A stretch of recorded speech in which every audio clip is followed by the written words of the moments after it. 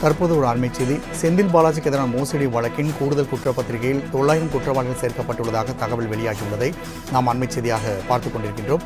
மேலும் இது குறித்தான கூடுதல் விமர்சனம் செய்த கிருஷ்ணா வழங்க கேட்கலாம்.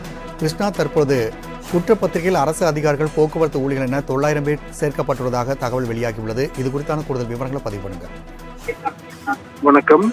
அமைச்சர் செந்தில் பாலாஜிக்கு எதிராக போக்குவரத்து துறையில் வேலை வாங்கி தருவதாக கூறி மோசடி செய்த வழக்கில் கூடுதல் குற்றப்பத்திரிகை அதிகாரிகள், ஊழியர்கள் என சுமார் 900 பேர் குற்றவாளிகளாக சேர்க்கப்பட்டுள்ளதாக சென்னை சிறப்பு நீதிமன்றத்தில் இந்த தகவலானது தெரிவிக்கப்பட்டுள்ளது.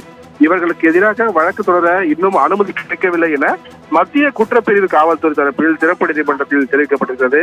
தமிழ்நாடு அமைச்சர் செந்தில் பாலாஜி 2011 முதல் 2015ஆம் ஆண்டு அதிமுக ஆட்சியில் போக்குவரத்துறை அமைச்சராக இருந்தபோது அத்துறையில் வேலை வாங்கி தருவதாக கூறி பலரிடம் பணம் பெற்று மோசடி செய்ததாக சென்னை காவல் ஆணையரிடம் கணேஷ்குமார் உள்ளிட்ட பாதிக்கப்பட்டவர்கள் பலர் புகார் அளித்துள்ளனர்.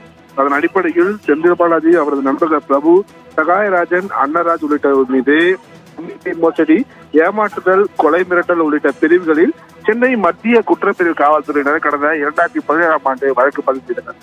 இந்த வழக்கு சென்னை எம்பி, எம்எல்ஏ மீதான வழக்குகளை விசாரிக்கக்கூடிய சிறப்பு நீதிமன்றத்தில் விசாரித்து வருகிறது. இந்த வழக்கில் இருந்து செந்தில் பாலாஜி உள்ளிட்டோரை விடுவித்த சென்னை உயர்நீதிமன்ற உத்தரவை ரத்து செய்த உச்சநீதிமன்றம் வழக்கை செப்டம்பர் 30ஆம் தேதிக்குள் விசாரித்து குற்றப்பத்திரிகை தாக்கல் செய்ய சென்னை மத்திய குற்றப்பிரிவு காவல்துறைக்கு உத்தரவிட்டது.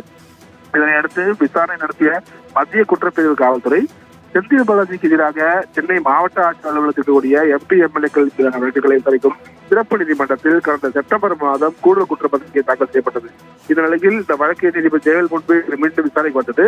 அப்போது காவல்துறை தரப்பில் ஆஜரான வழக்கறிஞர் கூடுதல் குற்றப்பத்திரிகை ஏற்று வழக்கை நடத்துவதற்கான அனுமதி இன்னும் தமிழக அரசிடமிருந்து கிடைக்கப்படவில்லை என்றும் மீண்டும் தெரிவித்திருந்தார்.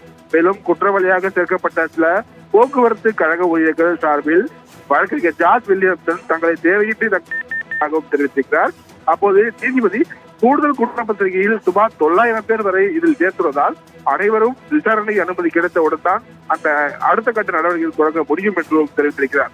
இதனை அடுத்து வழக்கின் விசாரணையானது பிப்ரவரி 2ஆம் தேதிக்கு தள்ளி வைத்து நீதிபதி உத்தரவிட்டிருக்கிறார் ராம்குமார்.